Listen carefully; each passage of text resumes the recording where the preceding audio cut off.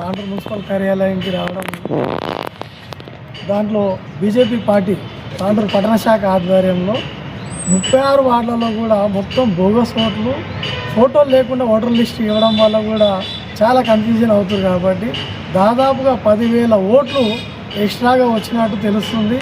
ఎడనన్నా పెరిగితే ఒక వార్డుకు మా అంటే 100-120 కంటే ఎక్కువ పెరిగాయి.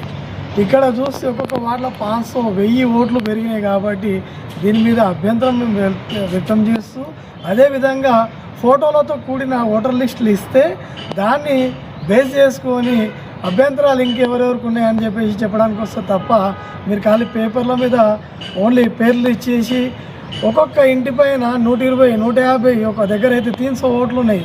కాబట్టి వీటన్నిటిని కూడా బేషరతుగా ఫోటోలతో కూడిన ఓటర్ లిస్టు విడుదల చేసి దాని తర్వాత అభ్యంతరాలు తీసుకొని దాని తర్వాతనే ఎలక్షన్లకు పోవాలని చెప్పేసి బీజేపీ.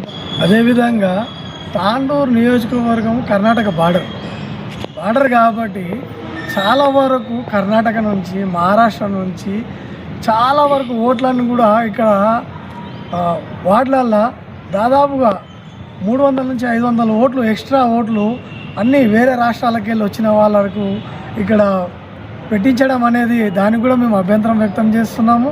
అదేవిధంగా ఇక్కడ ఉన్న వాళ్ళ పక్కవాడు, మళ్ళీ పక్కకున్న వాడు, అవతల వాడు, ఒక్కొక్క ఓటర్కు 3 వార్డులలో ఉంటున్నాయి. కాబట్టి ఎస్ఐఆర్ ఫస్ట్ రావాల్సింది తాండూరుకు అని చెప్పేసి కూడా మేము ఘంటాపదంగా చెప్తున్నాము. బీజేపీ పార్టీ తరఫున ఎస్ఐఆర్ నిర్వహిస్తే చాలా పారదర్శకంగా ఉంటుంది. కాబట్టి ఎవరు ఓటరు ఏ వార్డులో ఉన్నారో వాళ్ళకి ఖచ్చితంగా హక్కు ఉంటుంది. కానీ ఇప్పుడు వేరే వార్డులకి వెళ్ళి వచ్చి, వేరే ఊర్లకి వెళ్ళి వచ్చి, వేరే రాష్ట్రాలకు వెళ్ళి వచ్చి మన తాండూరు భవిష్యత్తును అగమ్య గోచరంగా చేస్తారు. కాబట్టి దీన్ని బీజేపీ పార్టీ తీవ్రంగా ఖండిస్తుంది.